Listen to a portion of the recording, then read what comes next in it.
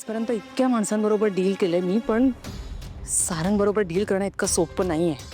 काय ना, डिफिकल्ट माणसांना सरळ करणं सोपं असतं, पण जी माणसं आधीपासूनच सरळ आहेत त्यांच्याबरोबर डील करणं फार डिफिकल्ट आहे. आणि सारंग एक्झॅक्टली तसाच आहे. पण तो सतत माझ्या समोर असेल असं काहीतरी करायला हवं. नेमकं काय करू कळत नाहीये. सारंग बरोबर एक नवीन ब्रँड सुरू करायचा आहे मला. एनिवे दोन्ही कंपन्या कॉस्मेटिक्स मध्येच आहेत ना, जॉईंट व्हेंचर तर करूच शकतो. किंवा त्याच्या नवीन प्रोडक्ट लॉन्चसाठी फंडिंगची ऑफर करू का? आय मीन कॉर्पस लागतच असेल ना, पण त्याने मी सतत त्याच्याबरोबर नाही राहू शकत ना. मला त्याच्याबरोबर घरात राहता यायला हवं. असं काहीतरी करायला पाहिजे. घरात? मी तुम्हाला एक सुचवू का? मला सुचत नाही असं वाटतं का? नो नो मॅम, तुम्ही तर खूप स्मार्ट आहात, पण मला जे वाटलं ते मी तुम्हाला सुचवू का? बोला. म्हणजे बघा ना, आपण दरवर्षी आपल्या मॅनेजमेंटमध्ये नो युअर फॅमिली असा जो काही प्रोग्राम चालवतो ना, आय मीन मॅनेजमेंटमधली लोक एकमेकांच्या घरी जाऊन राहतात.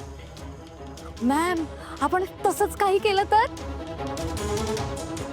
My dear Kiran, he activity आपण मध्ये करतो ना, आता मध्येच कशी करणार? मॅडम, तीच तर गंमत आहे ना. हे सगळं आपल्याला माहितीये, मेन फॅमिलीला कुठे माहितीये? Oh, yes.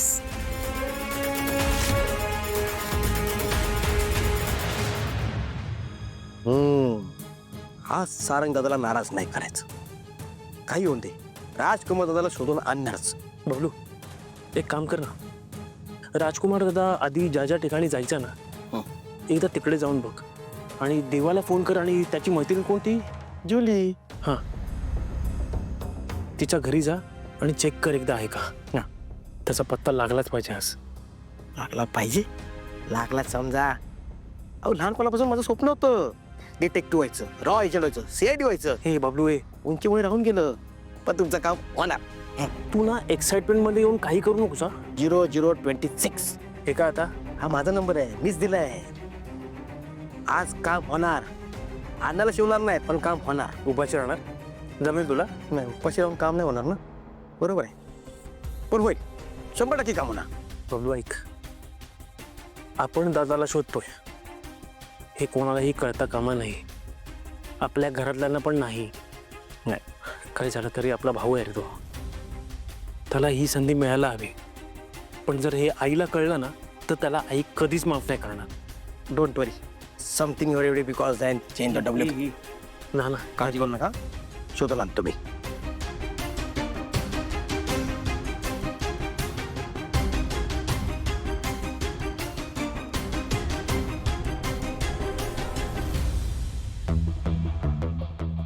बाजूला होत जा की.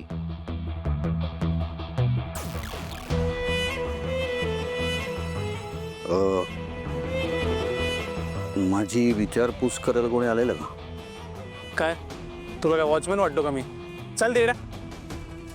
आई येतात लोक, काय नाही. नीट बोल की. आई वडिलांनी नीट बोलायला शिकवलं नाही? नाही बोलायला शिकवलं. माझा आई वडिलांना शिकव. अरे तू जा ना. ही शपथ.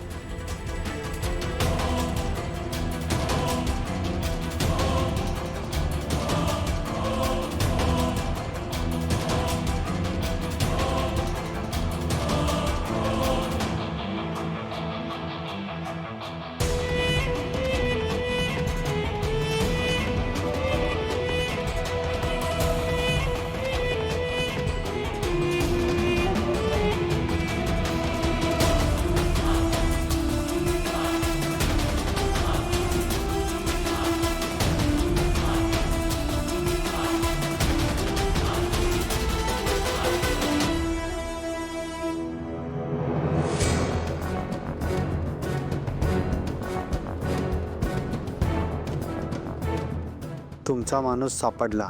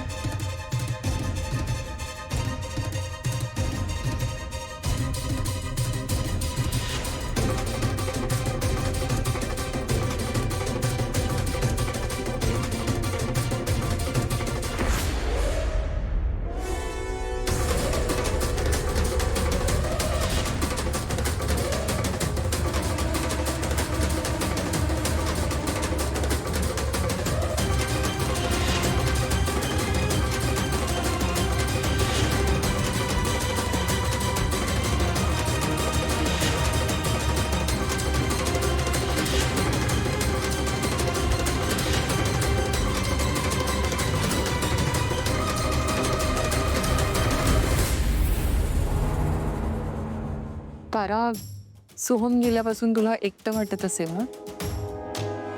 पण अजिबात एकटं फील करायचं नाही. तुझ्या हक्काची व्यक्ती आहे या घरात.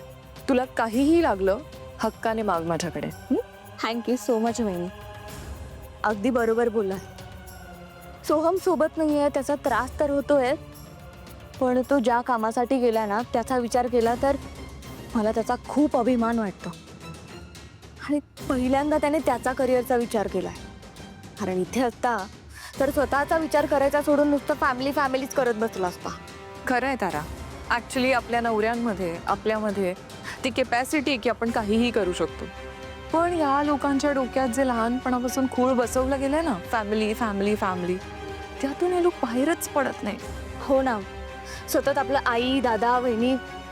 आता लग्न झालंय ना, मग बायकोचा पण विचार केला पाहिजे. केलाच पाहिजे. पण मॉम पण तसंच वागतात ना. नाही म्हणजे बघ ना, थोडी पार्शलिटी तर ते करतात. सगळ्यांना अडकून ठेवल्यासारखं आहे. सतत आपलं सारंग सारंग सारंग करत बसतात. पण बाकीची पण मुलं आहेत ना, सारंग पुढे त्यांना कोणीच दिसत नाही. हो मला पटतंय तुमचं, पण आपण काय करणार? करू शकतो तारा. योग्य संधीची वाट बघायची.